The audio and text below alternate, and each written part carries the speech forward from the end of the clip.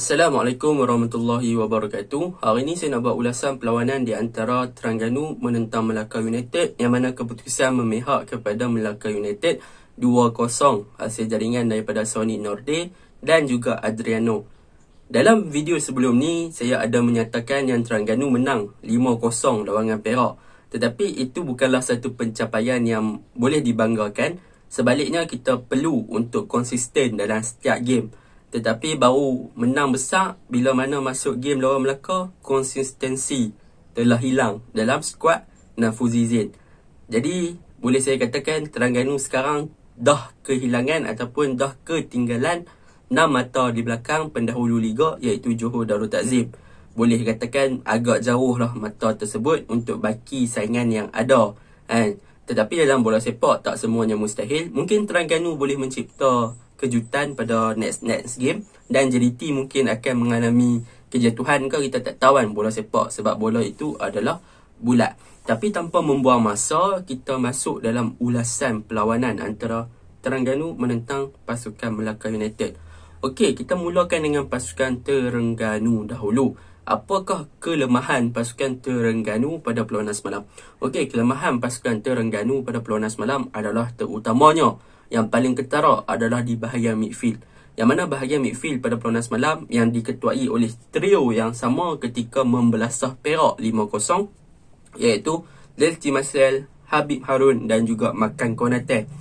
Yang mana ketiga-tiga player ni tak hidup langsung pada perlawanan semalam. Boleh saya katakan ada a few movement ataupun ada sedikit pergerakan yang membolehkan mereka mencipta serangan yang berbahaya. Tetapi secara keseluruhan dalam overall game, tiga player ni tak hidup. Disebabkan apa? Disebabkan pergerakan ataupun movement daripada Lelty Marcel pada perlawanan semalam agak kurang dan juga agak pasif.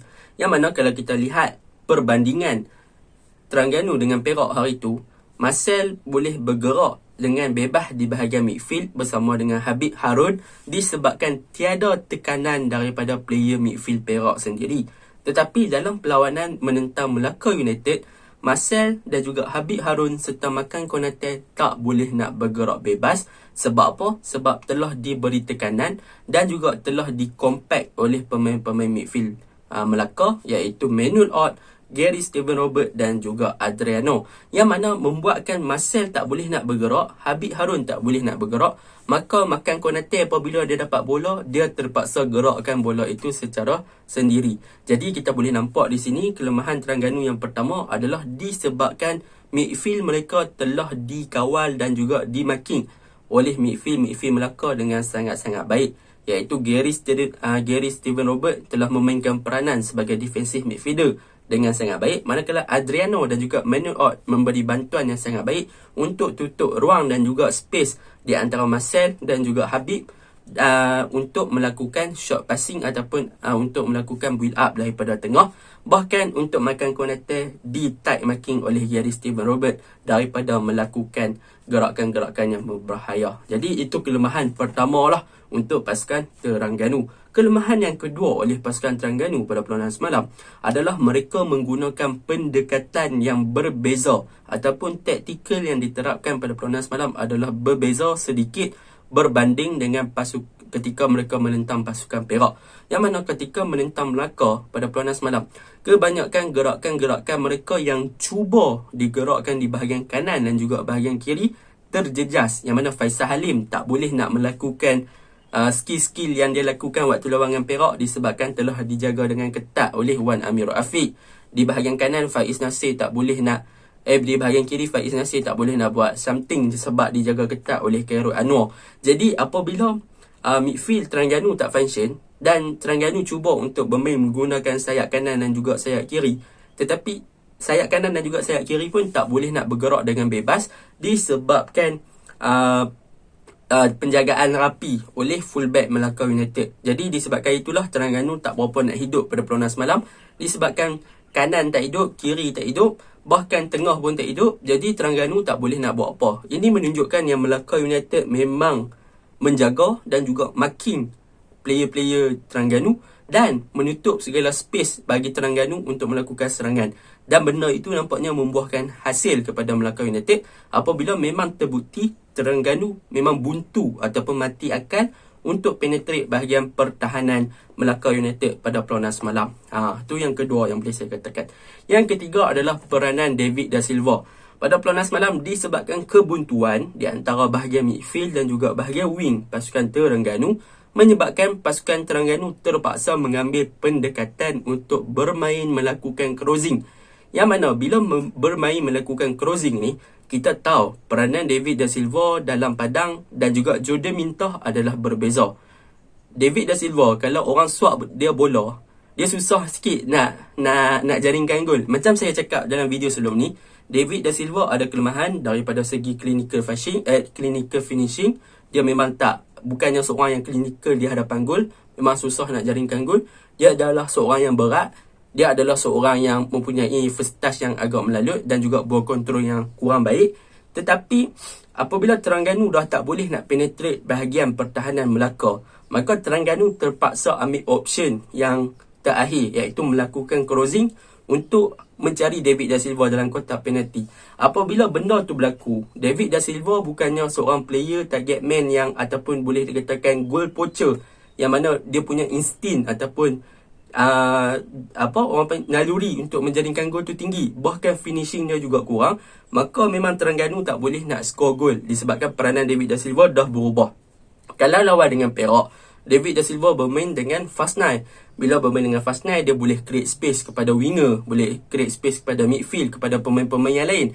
Tetapi dalam game ni, Terengganu dah dimarking, dah ditutup segala ruang.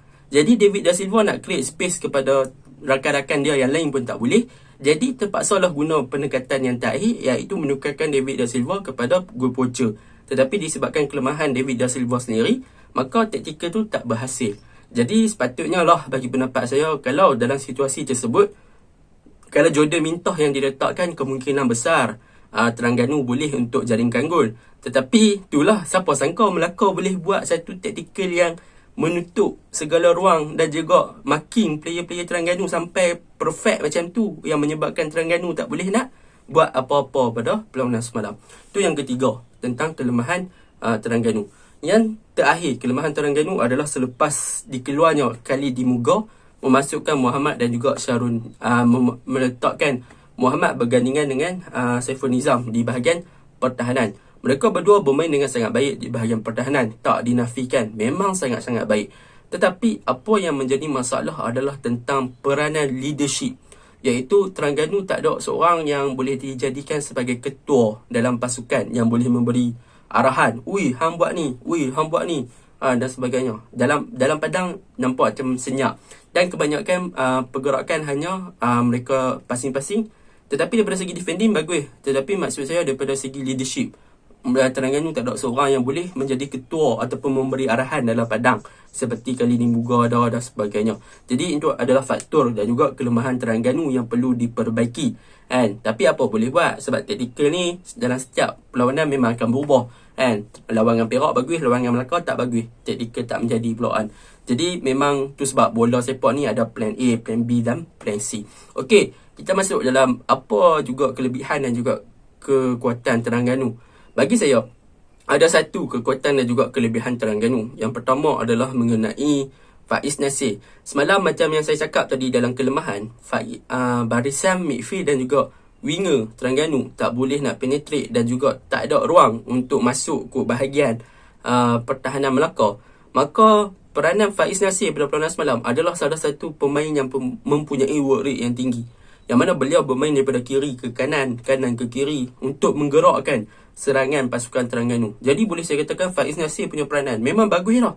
Tetapi masih lagi menjadi masalah. Sebab apa? Sebab pemain-pemain Melaka sangat-sangat kompak dalam menutup segala ruang bagi Terengganu untuk mencipta sesuatu gerakan.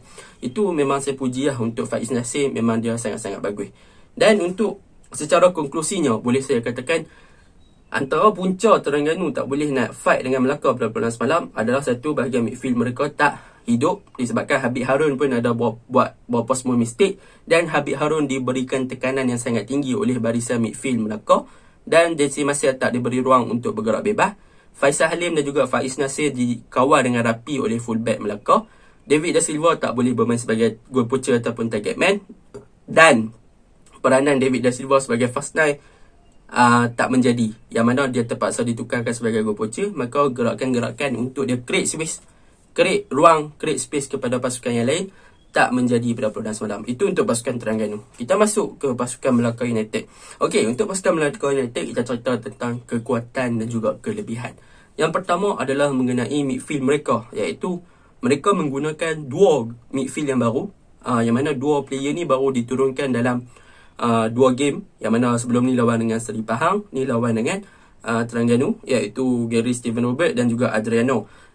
Tetapi apa yang saya nak fokuskan di midfield Melaka ni adalah gandingan Gary Steven Robert, Manuel Ott serta Adriano, yang mana ketiga-tiga player ni adalah yang menstabilkan bahagian midfield Melaka United, yang mana Gary bertindak sebagai defensive midfielder dengan sangat-sangat cemerlang dan memberi ruang kepada Manuel Ott dan juga Adriano untuk bergerak bebas di bahagian midfield. Jadi kita boleh tengok showmanship ataupun pertunjukan yang menarik ditunjukkan oleh Adriano daripada segi ball control, dribbling dan juga skill, dan memberi ruang kepada Manuel Ott untuk melakukan gerakan-gerakan yang menarik.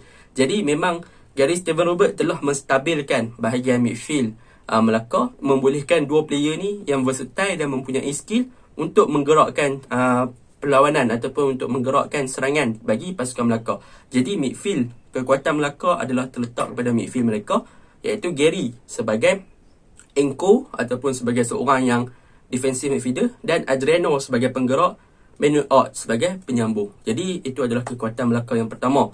Yang kedua, kekuatan Melaka adalah mereka mempunyai pemain striker yang sangat aktif pada perlawanan semalam, iaitu Giovanni Gomez, yang mana Giovanni Gomez banyak untuk turun ke bahagian midfield bagi membantu Manuel Ott dan juga Adriano bagi mencipta gerakan. Bahkan dia berjaya mencipta satu assist kepada Adriano untuk menjaringkan gol pada perlawanan semalam. Yang ketiga adalah peranan Sonny Norde pada perlawanan semalam, yang mana beliau beraksi dengan sangat cemerlang. Gol solo tu lawa kan. Memang kesilapan defend Terengganu tak jaga dan juga tak halang, tak blocking, tak buat clean tackle ataupun tak buatlah tarik baju ke apa kan. Tapi sayang tak buat dan membiarkan Sonny Norde untuk menjaringkan gol solo yang sangat-sangat lawa. Seterusnya, kelebihan Melaka United adalah di bahagian pertahanan mereka.